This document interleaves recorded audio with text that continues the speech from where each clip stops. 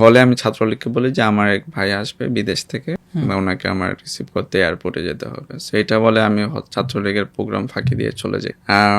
তারপরে হচ্ছে আমি পরের দিন আমি শুনি যে আমার আরেকজন ফ্রেন্ড চট্টগ্রাম থেকে আসতেছে, আবার আরেকজন আসতেছে সাস থেকে।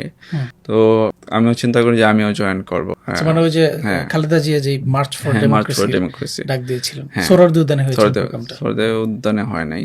জিনিসটা হচ্ছে ঢাকায় সবাই গ্যাদার হওয়ার কথা ছিল, পল্টনের দিকে প্রবাবলি। তো শেষ পর্যন্ত সাকসেসফুল হয় নাই আর কি, সবাই ওইভাবে গ্যাদার করে, মানে ওই গ্যাদারিংটা হয় নাই, মানে মানুষ বিভিন্নভাবে ডিসপার্সড হয়ে গেছে। তো পরে যেটা হয়েছে, আমি বের হয়ে রিক্সা করে আজিমপুর থেকে আমি যাচ্ছিলাম বিজয়নগরের দিকে যাচ্ছিলাম রিক্সা করে।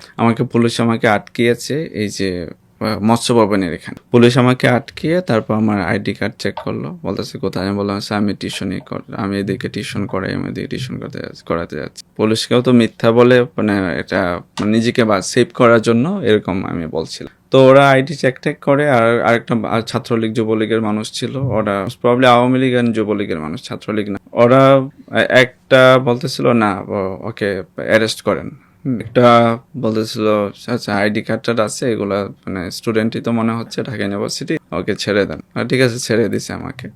তো ওই রিক্সা করে আমি আবার বিজয়নগরে চলে যাই, মানে বিজয়নগরে চলে যাই।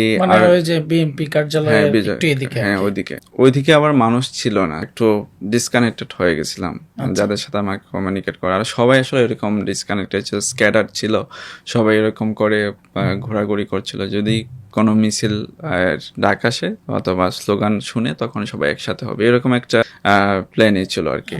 তারপর বিজয়নগরের পানির ট্যাঙ্কির পিছনে আমি 1-2 জন বসাচ্ছিলাম। তো আরেকজন ছিল, সে আন্ডার 18, তাকে অ্যারেস্ট করে নাই, আমাকে অ্যারেস্ট করেছে পুলিশ অ্যারেস্ট করে একটা লেগুনাতে করে নিয়ে রমনা থানার দিকে যাচ্ছিল। এবং ওইখানে আবার হচ্ছে ফরচুনেটলি যে এসআই ছিল সে আবার আমার সুনামগঞ্জের। তো সে আবার তারা আসলে কিছু করার ছিল না যে আমাকে ওখানে ছাড়িয়ে নেবে। তো সে সিম্প্যাথেটিক ছিল, কিন্তু আসলে তার কিছু করার ছিল না।